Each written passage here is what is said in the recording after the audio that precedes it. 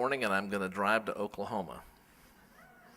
So Jed and I are leaving in the morning to go home, where I have spent 43 nights since June 20th, 2012. I've spent almost as many nights on United Airlines. In case you didn't know, that is my airline. That people say, does Rotary furnish you with a plane? And I said, yes, they do. You may have seen it. It has United written on the side. I'll have to tell you, I sit in a different seat every time because I want to make sure they get equal wear. But we're excited about going home. We are going to have dental appointments.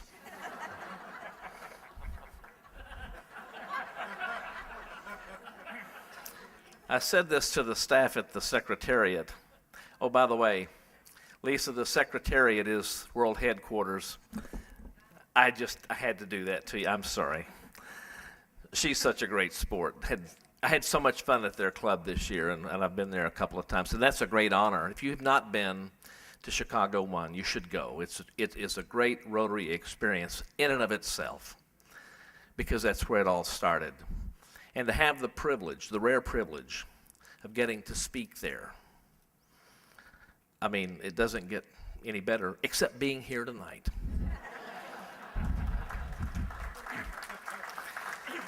Anyway, I told the staff that we were going to drive home. They, first of all, cannot imagine a road trip that takes you 14 hours to get there. From our driveway to the condominium in Evanston, it's about a 14-hour drive, depending on traffic getting out of Chicago and getting through St. Louis. And we drive it in one day, generally. And they says, what are you going to do? I said, we have dental appointments. They said, we have dentists here in Evanston, you know. I said, yeah, I looked in the yellow pages once and I saw a whole list of them. But you know, there's something about the dentist you've been going to for 30 years. It's sort of like your Rotary Club. It's like an old shoe. You just feel really comfortable there. You know, I was looking at some of the posters coming in, the advertising posters that you had about the history of this club, and I read a little bit of the history that was sent to me. Can you imagine what this community would be like today had the 78th Rotary Club not been started here? I think it would be a totally different community than you see today. I don't know this, but I would almost be willing to bet it wouldn't be as good a community as you have. And I love seeing your video and the testimonials of people whose lives have been changed. You know, can you imagine if Ed had not aged a day since he joined? What the average age of this club would be today? Of course, when I joined, I wasn't exactly an old man either. I was 31 when I joined. And the sad thing is, I would have joined earlier. But you know the next line, no one asked. No one asked. Our theme this year is an action theme. And it's for you to interpret what you do with it. I know what I mean by it, and I'm trying to live it 24 hours a day. I read the blog on my LinkedIn site at Rotary International, and you get a lot of great advice from 1.2 million friends. And the one that I liked was, engage is just not a very good word. What was the word he wanted me to use? Involve. Aren't they close? Engage, involve. I mean, to me they are. What I mean by engage is just what Governor Cliff says. It's time to get up out of our chairs and do something. It's time to find younger people. It's time to find a 23-year-old Ed and bring him into the club. There's absolutely nothing wrong with that. And I challenged Cliff and all of his classmates, and I'm challenging you tonight to bring in just one member. I think it's interesting, and it's sad in a way. I'm delighted to hear about the ladies group here. By the way, we do have openings in Rotary if you're interested. And if you need a letter of recommendation, I know a guy who would probably write one for you. It's sad that in the 1920s, we didn't invite women into our ranks. I have no excuse for that. I'm even sadder to stand here and tell you that worldwide, in 2013, only 18% of our members are women.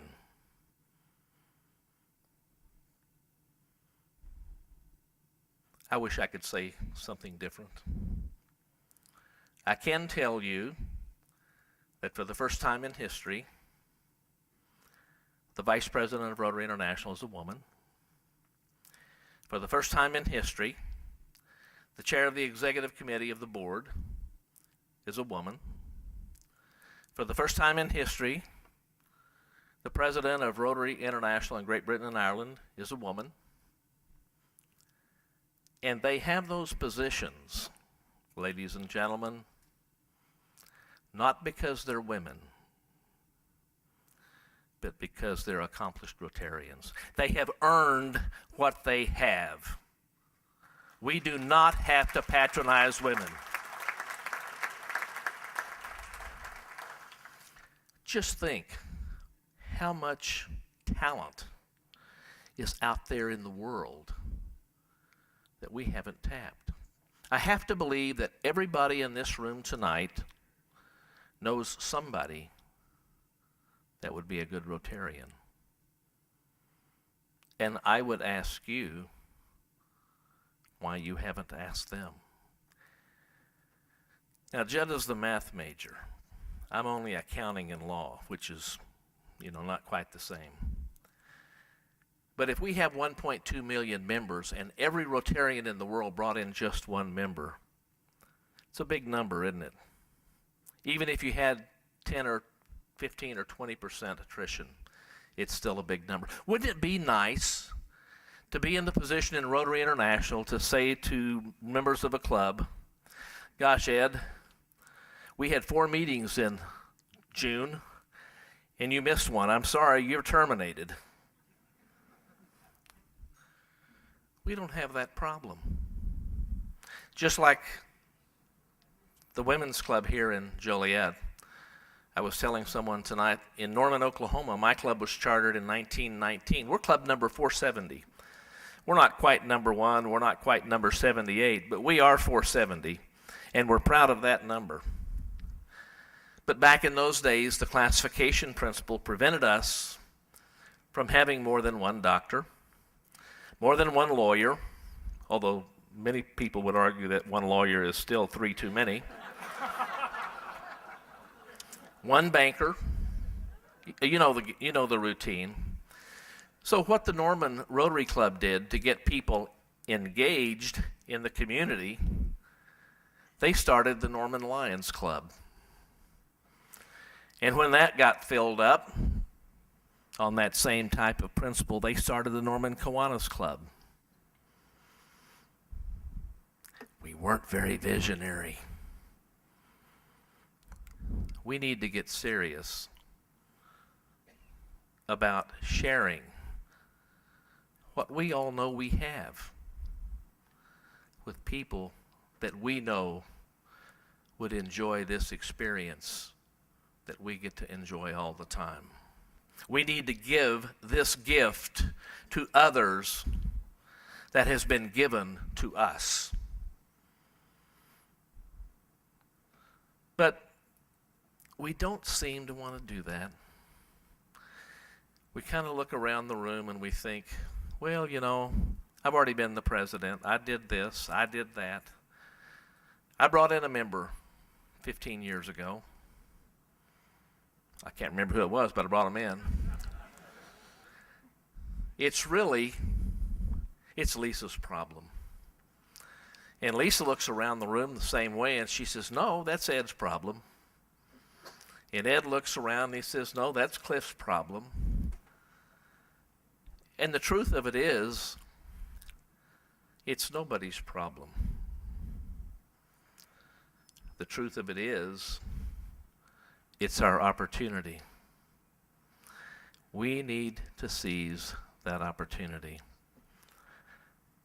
One of the things I told the governors, if you will sponsor a new member and you will provide me with the contact information, I will write a personal welcome letter to that new member, and I will send a copy of that letter to you. I was in Orlando, Florida, doing the multi-district pets down there. Now, I'll tell the people who really aren't into this Rotary gig that PETS is the President-elect Training Seminar. We like to speak in these acronyms. You know, we can have a total conversation with you that only we understand and never say a real word. But I was down there, and one of Cliff's classmates came up to me and he said, you know, I really liked your challenge, asking us to bring in at least one member. And when I got home, I started thinking about who could I bring in? And I pulled into my driveway one day, and my next door neighbor was there mowing his yard, and I thought, that's who I can bring in. He's my best friend. He's a great neighbor.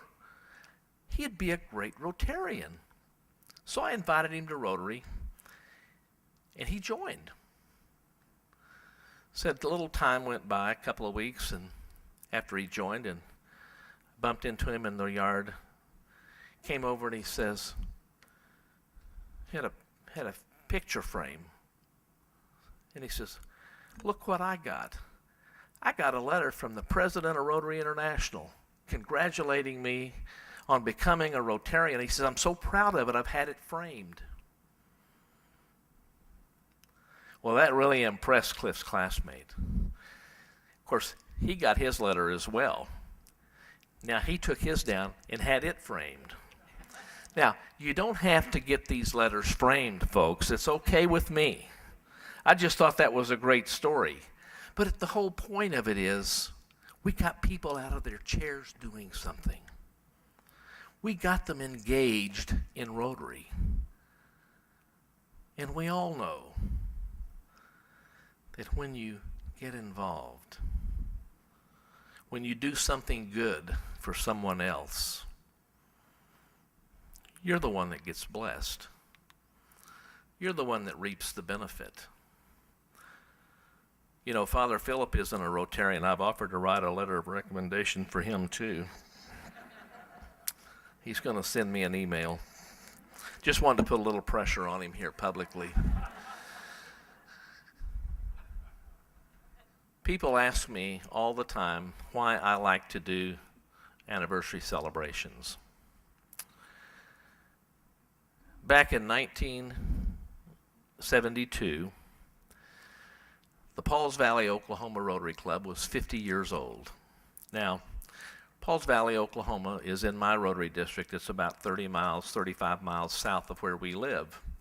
The third president of the Pauls Valley, Oklahoma Rotary Club was a guy named Herbert J. Taylor. You may have heard of Herb Taylor. He wrote the four-way test. And they have a great tribute to Herb Taylor. If you're ever driving down Interstate 35 and you go through Pauls Valley, pull off and go to their park there. I think you would enjoy it. Well, they had invited Herbert Taylor to be the 50th anniversary speaker. And he had planned to come. He had accepted. And then he had a stroke. So he sent a letter instead, and they read the letter that night. And the reason I know this, I wasn't there. I was old enough, but I wasn't a Rotarian yet because I hadn't been asked.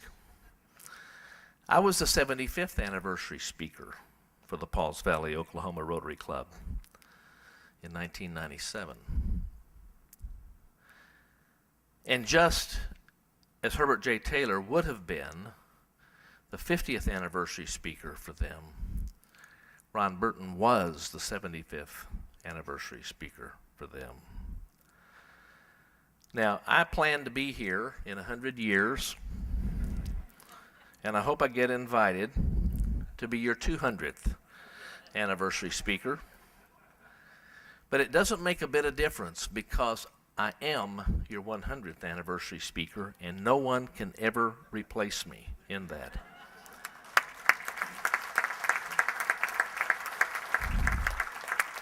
Now, just to show you how seriously I take anniversary celebrations, does anyone in here know where Eunice, New Mexico is? Anybody? Back over here? Well, let me just put it on the map for you. You know, New Mexico is pretty much almost like a square. And in the very, very southeast corner of New Mexico is a little bitty town named Eunice. It's out there by Jal. You may know where that is. Okay, well, anyway. You know? Yeah, absolutely. It's close to Hobbs and all those places, southeast New Mexico. I got invited to be their 50th anniversary speaker. So Jetta and our son Josh, we jumped in the car and drove from Norman, Oklahoma to Eunice, New Mexico. And this may not be important to anyone else, but I'm always going to be the 50th anniversary speaker of the Eunice, New Mexico Rotary Club. And I think that's pretty neat. I really do.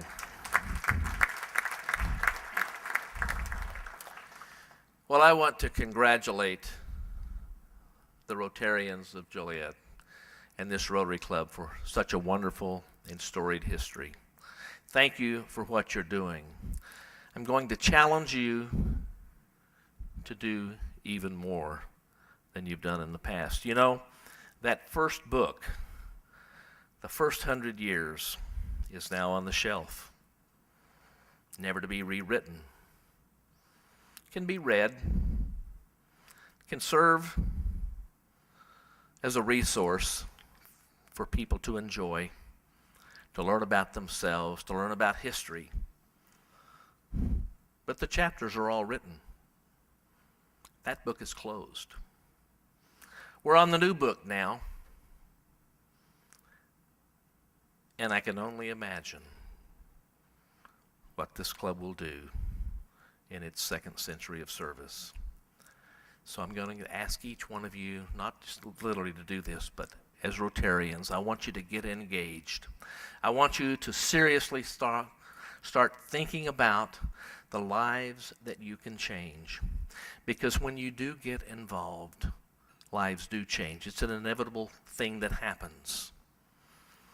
And the real blessing in all of that is the fact that the life that changes the most is your own. And that too, my friend, is inevitable. So engage Rotary, change lives. Happy 100th anniversary and Godspeed on your second 100 years.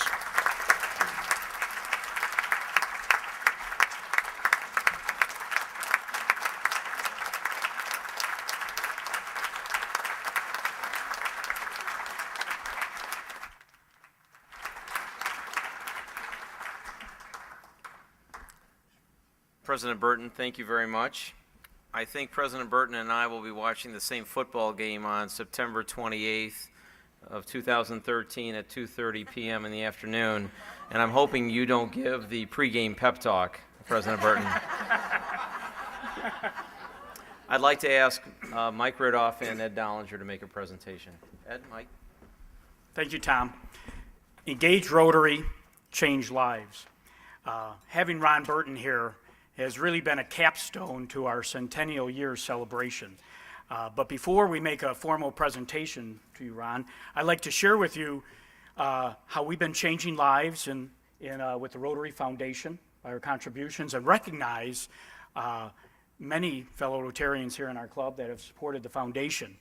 This year with our drive, 115 Joliet Rotarians participated. We have 89 Paul Harris Fellows. If all of you in the room today who are Paul Harris Fellows, please stand and be recognized.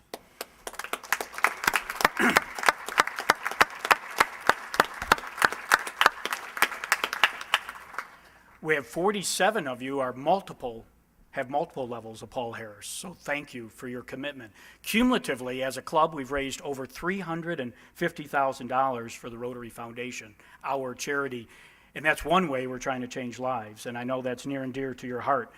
So Ron, on behalf of the Joliet Rotary Club, Mike and I would like to present you with a check of $5,000 in appreciation for you being here for our Centennial Celebration Dinner Gala.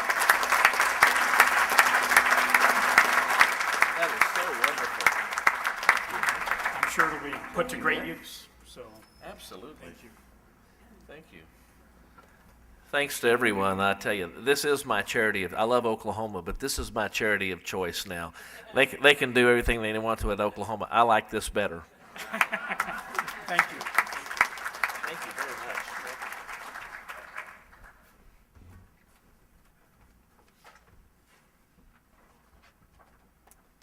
Yeah, I'd like to call Brother James Gaffney to the podium for a closing reflection.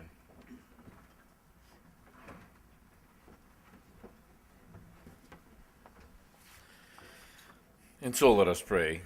God of all good gifts, as we bring this grand celebration to a close, go with us into the future, enabling us to realize anew the privilege we share in being Joliet Rotarians and members of Rotary International, committed and capable of making a major difference for good by improving the lives of many throughout our community. Help us to stay engaged, to grow, to achieve more, to each do our part, to serve more, to give more, to be more. As persons, as community leaders, as proud and grateful Rotarians. We pray for safe travel home, all the way back to Oklahoma or wherever we're going, for all of us tonight, for a bright and hopeful future for our club, and for a rebirth of the founding vision, now and throughout the next century, for this Rotary Club number 78 of Joliet, Illinois. Amen.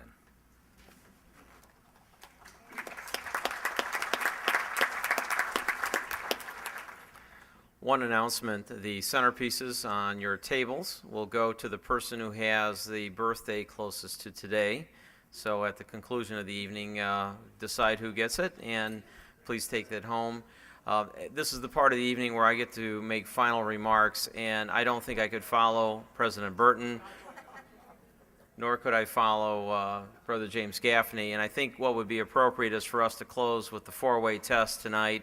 And I'd like to ask Bob Barron, recently retired judge of the Will County Circuit Court, mentor to many of us who used to be young attorneys, certainly a role model who lives the Rotary life every single day, to lead us in the four-way test to close the evening. Bob, please lead us. Truth. Is it fair to all concerned? Will it build goodwill and better friendships? Will it be beneficial to all concerned? Ladies and gentlemen, thank you very much. Meeting adjourned.